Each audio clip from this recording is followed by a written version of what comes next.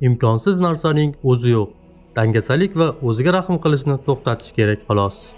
Salom do'stlar, efirda har doimgidek Karam kanali ijodkorlari. Bugun sizlarga oddiy biznes turi haqida ma'lumot beramiz. Bu biznes turi plastik formalar va betonameshalka yordamida yo'lak plitalarini ishlab chiqarish. Hozirda yo'lak plitalarini ishlab chiqaruvchi firmalar behisob deysizmi? Ha, nima bo'pti? Buyuk kompaniyalarning bir qanchasi o'z g'oyalarini raqobatchilaridan o'g'irlab boshlashgan. Eng asosiysi bu xaridorning ko'ngliga yo'l topish va narx tarafdan yutib chiqish. Sizni ruhlantiradigan yana bir gap: yo'lak plitalarini boshqa joylarga tashib sotish foydali emas. Shuning uchun siz o'z yashash hududingizda boshqa joydan kelgan plitalar orasida mahsulot tan narxi bo'yicha yutib chiqasiz. Endi ishdan gapiramiz. Ushbu biznes turini yo'lga qo'yib olgan tadbirkorning ta'kidlashicha, sizga ish boshlash uchun quyidagi uskunalar va jihozlar kerak bo'ladi. Birinchi, yarim kubli betonameshalka, narxi 1 million so'mgacha. Ikkinchi, 200 dona plastik qolip, ularni o'zingiz yasashingiz ham mumkin. Agar mustahkam ABS plastikdan bo'lgan tayyor qoliplarni sotib olsangiz, ularning donasi 20 ming so'm atrofida turadi. Jami 4 million so'm. Uchinchi, 10 kvadrat metrli parlash kamerasi. Buni albatta o'zingiz ustalarga yasattirasiz. Parlash kamerasini qurish 1,5-2 million so'mga tushadi. To'rtinchi, parlash kamerasi uchun par generatori 300 ming so'm atrofida. Beshinchi, xlorid kislotasi uchun vanna 500 ming so'm. Oltinchi, temperaturchi yoki vibrastol 6 million so'm. Yo'lak plitalar uchun eng qulay va zo'r variant 50 Hzli 1,5 mm ga siljiydigan temperaturchi uskuna.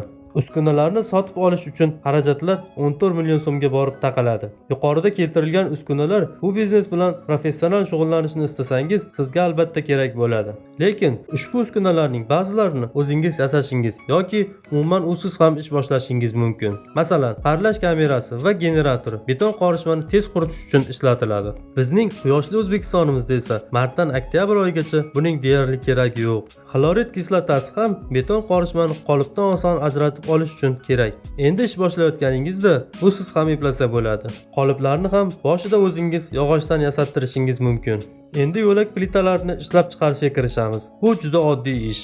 Avval M500 markali sement va shag'aldan beton qorishmasi tayyorlaymiz. Keyin unga plastifikator va rang beruvchi kukun qo'shamiz. Beton qorishmasi tayyor bo'lgach, uni qoliplarga solamiz. Temperaturchi uskunada uni zichlaymiz va 4 soat o'tgandan keyin qolipdan chiqaramiz. Qolipdan chiqqan plitani qurish uchun terib qo'yamiz. Shu bilan plitalarimiz tayyor.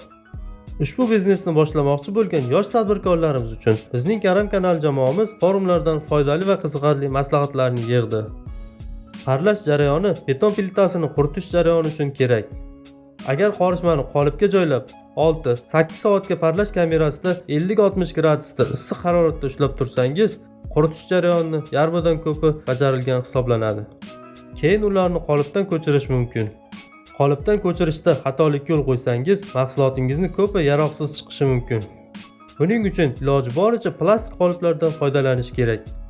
Agar plastik qoliplarni ichidagi qorishmasi bilan ko'chirishdan oldin 3 daqiqaga 60-70 gradus issiq suvga solib qo'ysangiz, plastikdagi polimerlarning kengayishi hisobiga ko'chirish oson va sifatli bo'ladi. Qolipdan ko'chirish jarayonida issiq suvdan foydalanish plastik qoliplarning umrini 50% ga uzaytiradi. Endi hisob-kitoblarga keldik. Yuqorida aytganimizdek, uskunalarni sotib olish 14 million so'mga borib taqaladi. Yana 1 million so'm xom ashyolarni sotib olishga ketadi. Ish boshlash uchun jami xarajat 15 million so'mni tashkil qiladi. Bir ish kunida bemalol 8 kvadrat metrli plita tayyorlash mumkin. 1 kvadrat metr yo'lak plitasi 20 ming so'm hisoblanganda ham kuniga 160 ming so'm degani. Bir oyda esa 25 ish kunida 4 million so'mlik yo'lak plitasi ishlab chiqarish mumkin. Uning 3dan biri xarajatlarga ketgan taqdirda ham siz bir oyda 2,5 million so'm keltiradigan biznes turiga ega bo'lasiz. Sarflagan 15 million so'm sarmoyangiz 6 oyda qoplanib ketadi. Raqobatdan qo'rqmang, o'z ustingizda ishlang, mahsulotingizni sifatini yaxshilashga harakat qiling. Eng asosiysi ishni boshlash, tajriba esa ish davomida o'z-o'zidan oshib boradi.